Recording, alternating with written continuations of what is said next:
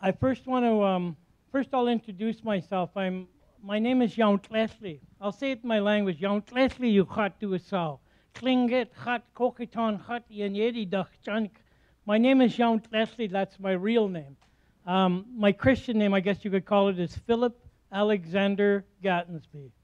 Philip after Philip of Macedonia, and Alexander the Great, his son. Just kidding you, that's not true.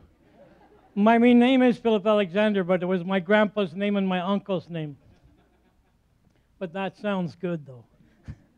I came to talk about land-based healing. We've been involved up in Whitehorse for probably the past 7 years, doing a land-based healing camp called Jackson Lake. But I've been involved with land-based healing my whole life. We've actually created a camp, an opportunity for people to come to it and to share and to heal.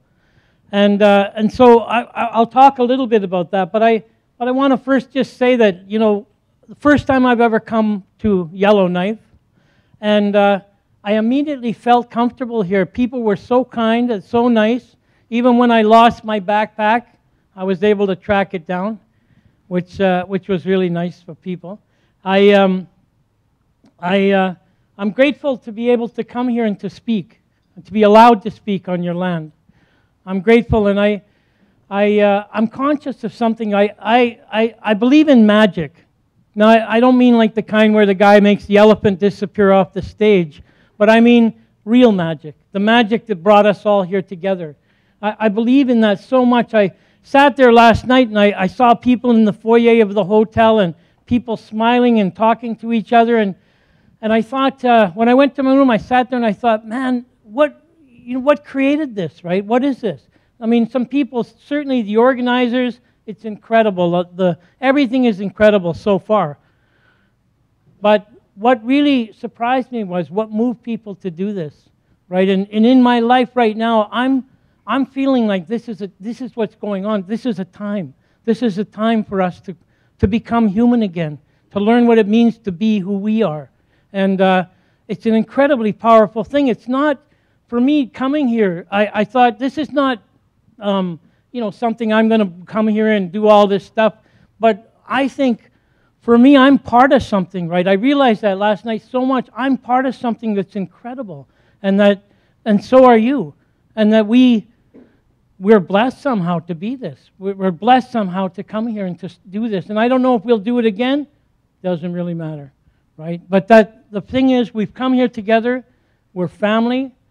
What I know is this, is that my grandmother at some point told me there was a couple things. She told me that about power, and that everything was about power, she said. Right? All things in creation are about power. Not necessarily power over, but power with. In creation is power with. And she said to me that, I remember one time I was in residential school and I was home for the summer. And the Anglican minister came to our house. And she offered him cookies and tea, and he came in and, they spoke. And then at some point, this Anglican minister turned to her and he said, Annie, he said, I noticed you haven't been coming to church lately. And my grandmother said, yeah. She said, I've been thinking about it, though. And she said to him, I'm wondering, she said, is your God inside that church? And the Anglican minister said, absolutely, he is inside that church. And she said, see, that's what I was thinking about. She said, because you guys must be mean to keep him in there like that.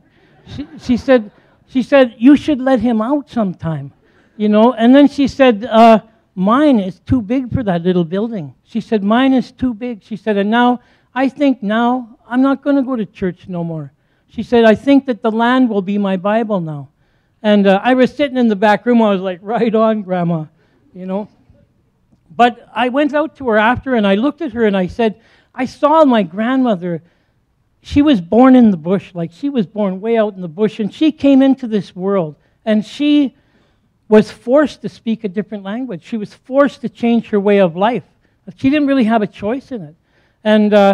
And I looked at her, right, and I thought about where she had come from. Like, she grew up in this world and then came out to this new world, right? And I said to her, I said, Grandma, I said, do you hate those people? And she looked at me and she said, my goodness, grandchild, no. She said, they don't understand. She said, do you think that they'd be like that if they understood? And, I thought at the time, what a naive old woman she is, right? But I get it now. That's exactly what we're dealing with, right? It's not mean or it's not nefarious. People don't understand. We do. We have an understanding. We have a relationship. When we talk about healing, just hang on, I'm going to take my coat off. It's too hot. The drums, please.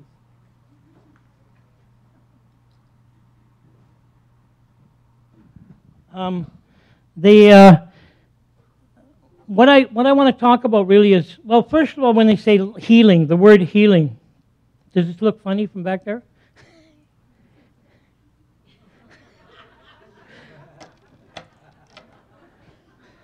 Keep it clean.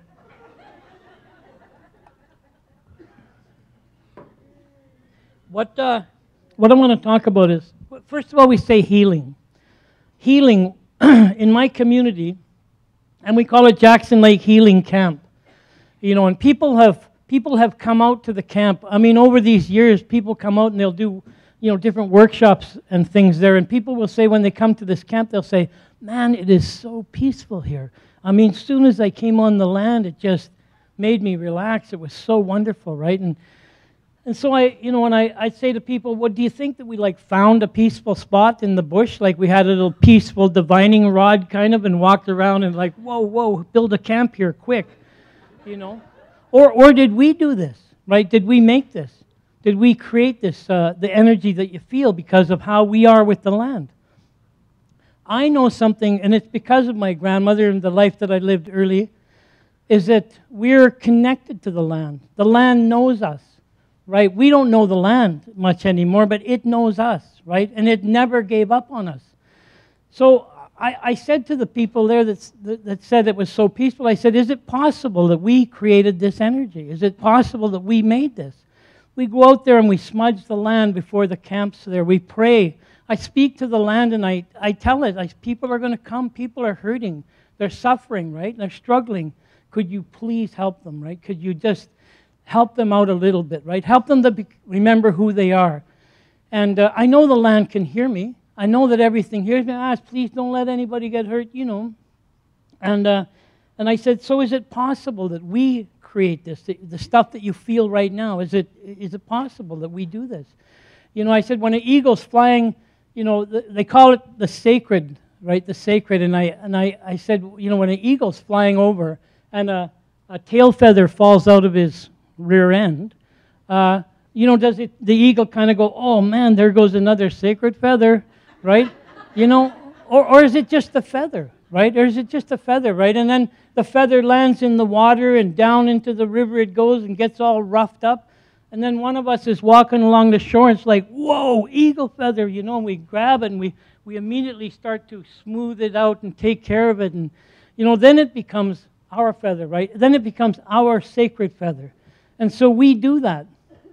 And I wonder about in our communities where we go, if that's possible, right, that we can do that, if we can make things sacred, right, and which we've done here even when we did the fire in the beginning, we created the sacredness. We invited our ancestors to come here. We said, come and help us. Look at us. We're trying to do something good here. Can you come and join us? And they did, obviously. You can feel it.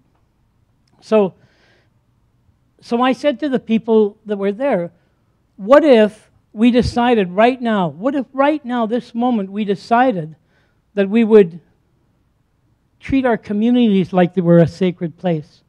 What if we went back to our community and said, this is a sacred place, and we treated it like that? Would it become that? Would it become the sacred? And what if we looked at the people instead of saying, well, boy, people are screwed up or they're, having trouble or struggling? What if we changed our minds? And what if we said, we're sacred beings? That we, the people in our communities, our children are sacred beings. What if we said that? Would it change them? Would they become that then? I think it would, right? I think it would. I think that, we don't have to do like I said, healing is a word we use so much. We bring so much together, so many workshops about healing, where we talk about it so much about healing. And I think that healing is the most natural thing in the world. If you just look for one moment, anything you do out on the land, if you go take a strip off a tree out there, it will immediately cover itself with sap and it will heal. It's hardwired into it, right? It's natural. That's the Creator's way. You dig a hole, anything. Willows, moose chews the willows off in the springtime. You guys got moose here? Or caribou, maybe. Well, either one. And they chew the willows, right? In the springtime, they chew the tops off the willows. The willows don't flop over and, that's it, I'm no good now. They seal that wound up, right? They seal it up and they keep growing.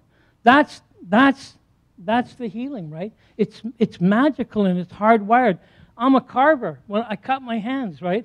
When I cut my hand, I don't have to sit there and go, heal, heal, right? All I have to do is keep it clean.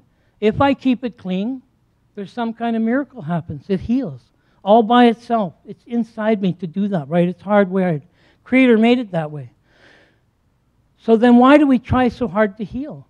Why don't we just let the healing, the natural, do its work? Instead of trying to heal, we need to probably look at what's stopping us from healing. If that's true, and I'm pretty sure it is, that healing is the most natural thing of all, then why don't we let it do what it does instead of trying to make it do what it does? Why don't we allow it to heal? So instead of looking at how do we do it, let's find out what's stopping it, what's in our way, right, to do that, and then remove that. It's like a big log jam. Pull a log out or two, and the stuff will flow through by itself and clear it out. So that's one of my things, right, about the land and the healing. I don't think we have to do it. There's a lot of things I use like that. Someone said to me, "Oh, I'm late." I said, "You're never late, never late. You're like the swans in the springtime. They're always right on time." That's my philosophy. So if I am late, that's how I'm feeling. If I was late there, you would have known.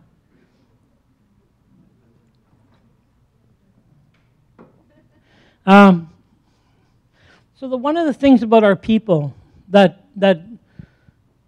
our people were about was relationship. Relationship. We lived our life within relationship. How are we connected to one another? How are we connected, right? We used to say, when I was little, I was taught to call people by my relationship to them, right? I would say, instead of saying, "Oh, hi, June," or "Hi, Bob," I would say, "Hello, Uncle," right? "Hello, Auntie."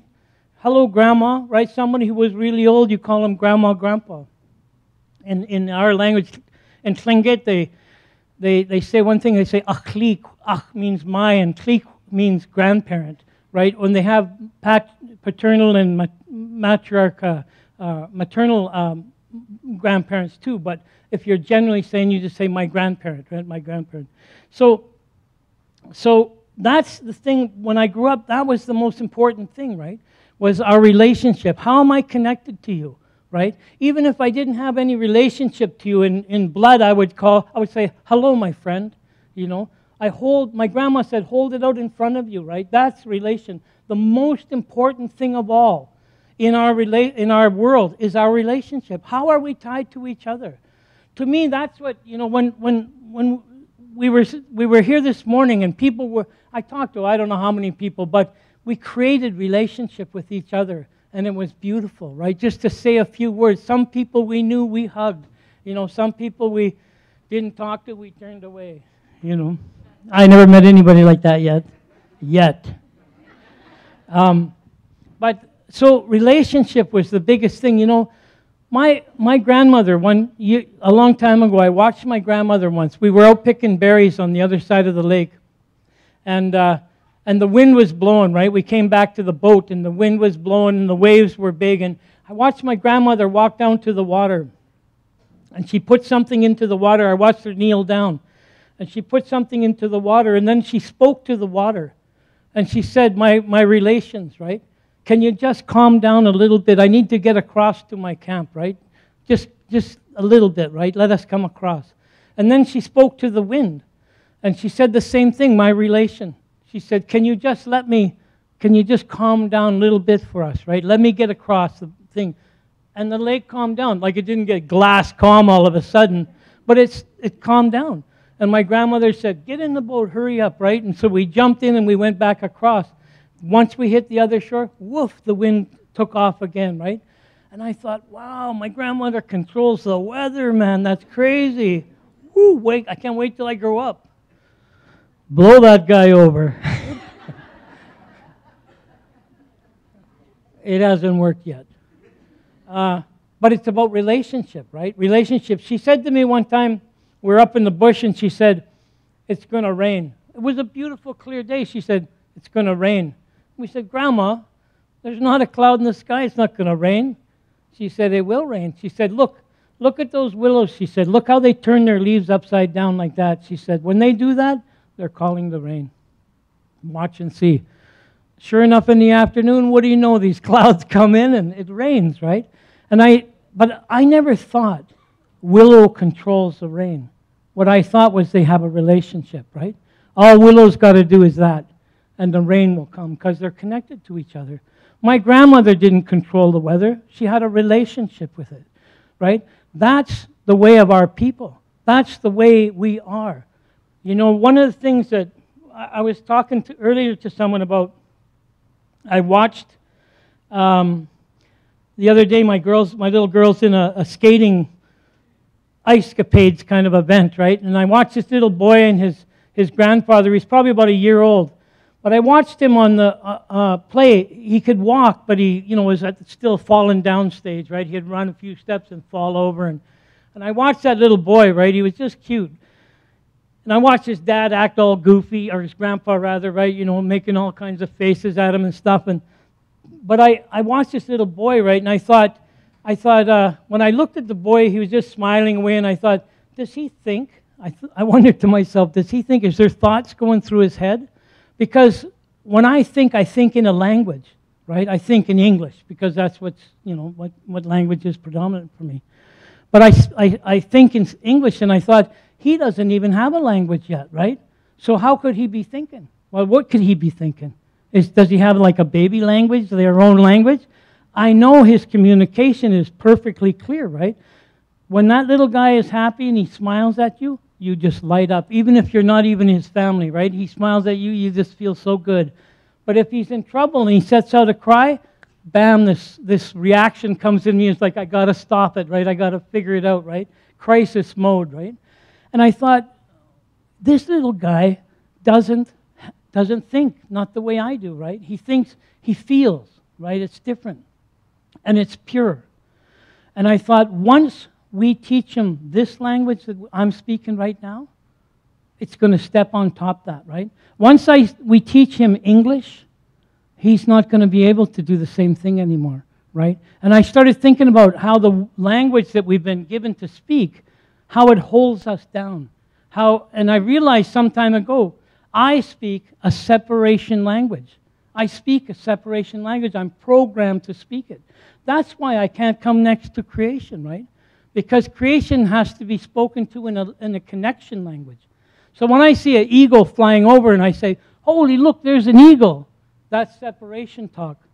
But when I see an eagle fly over me and I look and I say, my relation, the eagle, right, my relation, I know then that's connection language. We have to learn that. If we're going to change things, we have to change our language. We have to change it to a connection language again, not a separation language. We have to do it consciously, because it won't come if we continue to live the way we are. We look at the world, there's nobody here that doesn't know it's in trouble, right? And it's in trouble because of us. You know, we look around and, it reflects who we are. The world around us reflects who we are and how we are inside of ourselves. If we're in love, the world's going to be in love. If we're in trouble, it'll be in trouble. So let's look at it. Let's see it, and then take the message that comes from it, right? And help us to change ourselves, to help us to shift something. It's just a matter of consciousness, just a matter of deciding, I'm going to speak a connection language now. I'm going to change my language. And I thought, what if somebody was conscious and there was a child born in like this little boy, and I was conscious about connection language instead of just, the language, English language. Would that guy grow up connected to everything? Would that guy not have to, at some point in his life, try to fight his way back? Or would he have it? Would he be able to walk and live in it and breathe in it? And so, it made me think about that.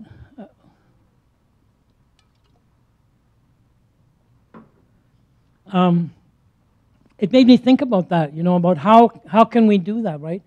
We talk about how can we change things. We talk about the youth a lot. How can we help the youth become that? But they can't become it if we can't become it. They won't, otherwise it's just words. If we say, I have a film on YouTube. It's called Phil on Drugs, and it's not like that. It's me talking about youth, right? And their struggle in life. But one of the things in there that I said was that we say to youth, you should have respect. But then, do we? Really, ultimately, our society, do we have this respect that we're trying to tell our kids to have? We say, you need to be honest, but are we honest? Are we honest, really? Not even with ourselves. And so, how can we change it if we can't be? If I can't be the change, how will I ever do it, right? I could look at you guys and say, you guys go ahead and change it. I'm just going to stay the way I am, right? But if we do that, then we'll have this meeting again in 10 years or whatever, and we'll say the same thing over and over again, right? But time for that to change, right? My grandmother said something to me that was interesting, was about who I am, and she said that, you're the earth, she told me. You're the earth.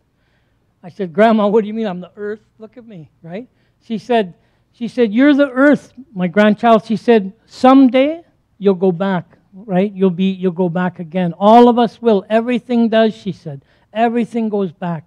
She said, you came, you'll go back to the earth. And I thought about it. It's like if I died right now and someone drugged me off into the bush, within 1 year I would start to change back to dirt, right? Within 1 year the natural process would happen, and I would, what do they call it? Decompose or whatever. Flies that have a little, worms that have a little, but they'd go back too, right? So ultimately, everything you see right here, standing here, it's the earth. It's the earth, And my bracelet would last a little longer, but it too would break down. It would go back to the earth again. So I'm not. It's just not my earth. It's all of us, right? We're connected that way. We're connected that way. We're the earth, all of us, right? She said that I have a fire inside me. It's what I call my spirit. She said that fire will keep you warm. She said even though it's cold outside, she said your body is going to be warm because it burns inside of you. She said it's your spirit. It's the Creator's spark. She said even when it's 40 below, that spark will keep you warm. And I thought about that. That's interesting because everything, when you ask people, why is my body at 98.6 or 37 or whatever world you come from, they'll everything they say will suggest fire. They say you burn your calories. Well, burning is fire, right? So we have this fire inside of us, all of us here in this room. My fire is not different from your fire. It's the same one, right? It's the Creator's life force, right, that He gave to all of us. So I have that, you have that. We're connected that way. We're connected. Anybody drink water besides me? Because I don't think I've seen anyone drink yet. Water, yeah? Is anybody drink fresh water? Show me your hand. Where do you get fresh water? Where? The lake? The spring? How old do you think that water might be? Just taking a wild guess. Approximately. That fresh water. 4 billion years old? 4 billion years old. That's good though. Good water for 4 billion year old water. So, and what do they say? A human body is like what? what's the percentage, like 75% or something like that? 75%. So we're 4.5 billion year old water. 75%, 4.5 billion year old water. Every one of us in this room, except for us who took a drink, I'm 75, 76, 77. So we're 75% water. And it's the same water that was here originally, so that means the water has a way of recycling itself, right? You know, I mean, it goes up to the sky, it falls down, feeds, gives life to something, and down into the ground it goes, it gets purified, back up it goes. I mean, how many times you figure that might have happened in 4.5 billion years? I mean, how many flowers bloomed from that water, right? How many leaves have unfurled or seeds have sprouted? How many animals drank that water or fish swam through that water in 4.5 billion years? And every single time it did, it gave life, right, to something, as it's giving us life right now. So if that's true, and you know, I mean, if we could take, for instance, if we could take a bucket, right, and take me up here and someone could come and wring me out, two burly guys could wring me out like a dishcloth and get every drop of my 76% water and put it inside that bucket, and pick anyone else in this room and do the same thing. When our water went into that bucket, you wouldn't be able to tell us apart. It would be identical, the identical substance. So that means we're at least 75% identical to each other, right? Not to mention the air, or rather the fire or the earth. We're the same that way as well. And we breathe the same air. We breathe each other's air in this room. Hopefully nobody's got a cold or flu, but we've done that, right? We breathe each other's air, and our air is like the water. When I breathe out, it's the plant's food. When the plant breathes out, it's my food. And so it's as old as the earth, right? It's done that circle, that loop-de-loop from the beginning of time. So we're the same water, same air, same spark of life, same earth. So then what's the difference here between us? Why are we so different from each other, right? My grandmother said that to me. But she said, and I could see it, right, with the human stuff. I could see it. But then she said, look at that raven sitting out there. She said, that raven, he's got a spark of life, same one as you. She said, he has a physical body, same as yours. He's got the same water inside his body, too, same as yours. He breathes the same air as you do. She said, what's your relationship with that raven? And it was interesting, right, because I never thought it. She pointed at the tree. She said, what about that tree? It's got a physical body. It's got a spark of life, come from the earth, breathes the same air as you. What's your relationship to that tree? And I realized when she said that, I thought it later on in my life, but she was talking about the original understanding, right? That's why we had such a reverence for everything, is because we realized that we were related to it. We were connected to it in some huge way. Now we have meetings and we talk about how will we treat it good, right? How will we, but it's about relationship. It's about how are we connected to it? How are we connected to each other? How are we connected to the land, right? The land-based healing, or land-based, whatever you want to call it. You know, it's about, can we get our relationship back? It's about, can we remember who we are? I come here today, I'm from Carcross, little tiny town in the Yukon. Smallest desert in the world, just outside of it. That's our claim to fame. Plus, we were the first ones hit by the gold rush when the greedy people came flying down the lake. So what's our connection now, right? Where are we at now? We have people. You know, my grandmother said, when I asked her, "Do you hate those people?" and she said, "No, they don't understand." Do you think they'd be like this if they understood? I get that now. I totally get that. We're here. We're brought together here by people that want to learn, want to try and understand. We're the ones that have to help them understand. This is the only way the world is going to make it, right? This is the only way our children are going to be able to become who they are, is if we help the people that support the change, or the language difference, the separation. So, how much time do I got? I don't even know. Anybody know? What? Hmm. 9? Okay. 9 minutes. Okay, I'm a timely guy. Like the swans, I'll be right on time. So the one thing is, the biggest thing is this, right? For me, this is it. I was born into an alcoholic family. Single parent. My mom was single parent. 4 boys, wild and crazy boys. We called ourselves misunderstood youth. But we were born into a different world than my grandmother. I mean, I was born in the world, same world where I was left-handed in residential school. They tried to make me be a right-handed guy. I'm still not, right? I must have a good, strong spirit. But they forced me to become right-handed, or they tried to. They tied my arm at my side and tried to make me right with my right arm, but I just couldn't do it. So I'm proud to say I'm still left-handed. But one of the things for me in my life was I grew up in a loveless people, right? My people are a loving people. The Tlingit people are a loving people. When a child was born into our community, that was the most precious gift ever. I caught the very tail end of that, right? When a child was born into a community, it was like a gift from God. And everybody owned that child. Everybody owned it. And everybody fed it, the goodness that they had, right? They taught it and that. And I thought, we're a loving people. We always were. We still got the remnants of it, but my grandfather went to residential school.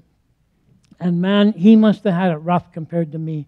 I know that he had it way, way worse than I did. But when he came out of there, when he was 16 and they kicked him out, after they dehumanized him and did all these things, they said, yeah, okay, good enough, go see, have a good life, right? And he went around and did his stuff, but he met my grandmother and, they had children, my mother being one of them. But my mother was the first loveless generation. My grandpa didn't know how to love his daughter. That was one of the big hits we took from that stuff, right?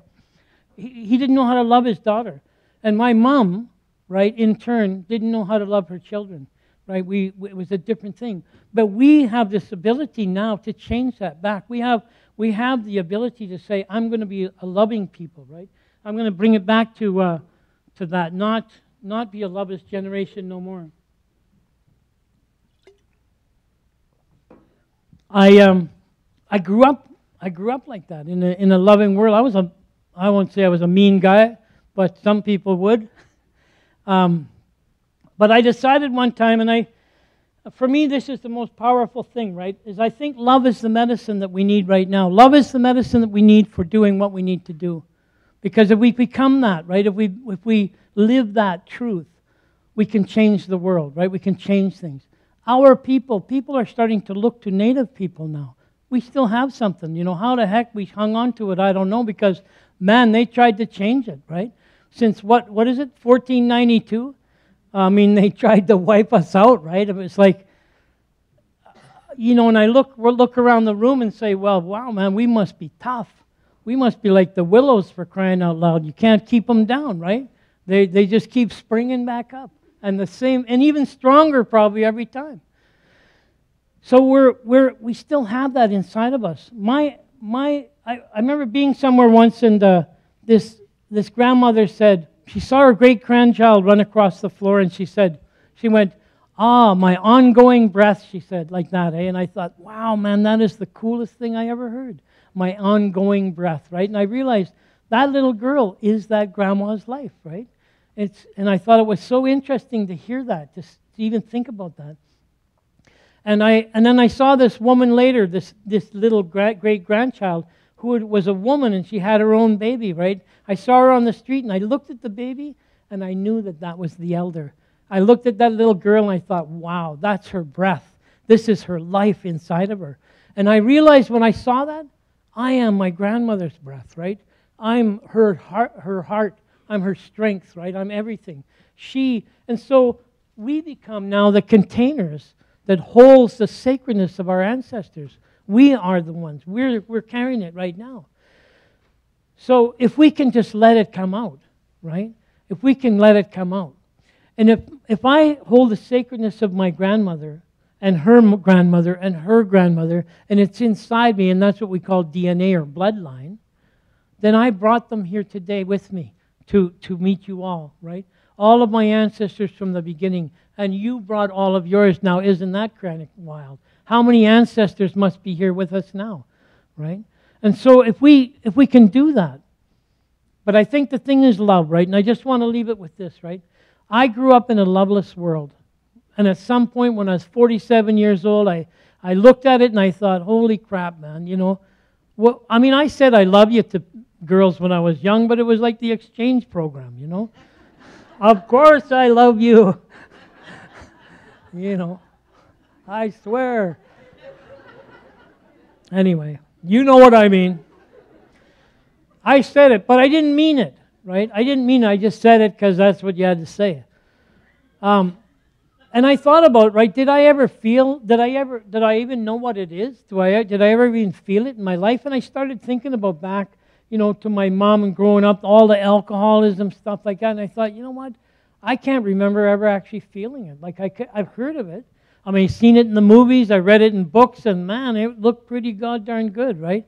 And but I couldn't say for sure that I felt it before. And I was at a music festival somewhere in the Yukon, and we were going to go play, and I just happened to step out for a coffee, and I heard these two girls sitting behind me, but one of them said the words "in love," and it started this marble rolling around in my head. It was like in love, right? In love. And it started to change. It was from in love to in love, right? And I was like, oh, in love. Okay, I get it, in love. And then I thought, love is like a pool of water, and I've been standing on the edge of it all my life, but I never stuck my toe in it, right? I've been looking for it everywhere. I look for it everywhere, but I never once stepped in, right, to that pool. And I remember this elder said to me one time that he said, Creator's love is everywhere. Creator's love is everywhere. It reflects, the sun shines on you. It doesn't matter if you're nasty or if you're friendly. It shines on you anyway, equally. The fish will fill your belly. It don't matter to them, right? It's Creator's unconditional love to His children. And the medicines will still heal you when you're sick. They don't care if you're good or bad, you know, or whatever. And so she said, Creator's unconditional love is in everything around you. And then in the moment when I was in this restaurant, I thought, holy crap, like it's been there the whole time, right? And I never saw it. I never once looked at it. I never once thought about that.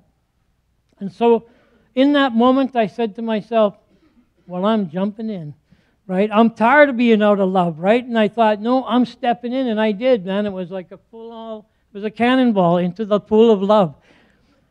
But I'll tell you true, I have never been out of love since that moment, right? I mean, I went to go play my music, and one of the gals that was in our group, I came to her, I said, Patty, I said, guess what?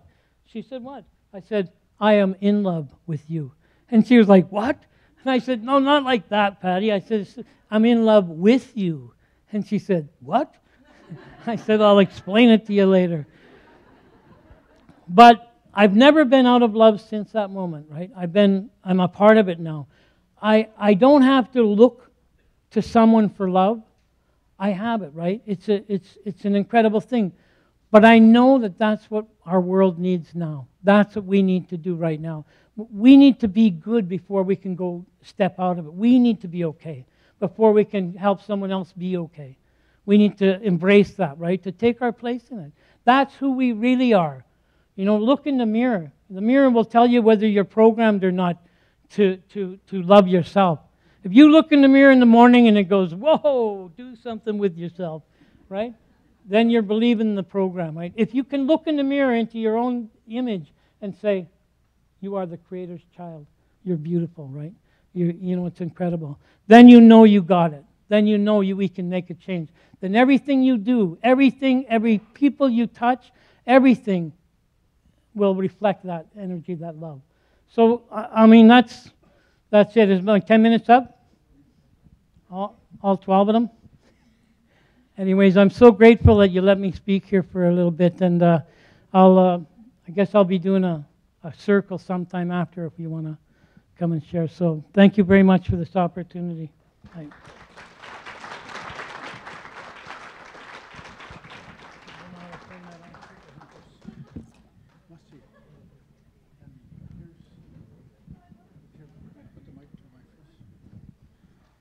Here's your gloves and your matches, Masi, Oh, goodness, geez. and some baskets from the Northwest Territories, Masi. And you, my friend, you're like a swan. You're just right on time. Get off the stage.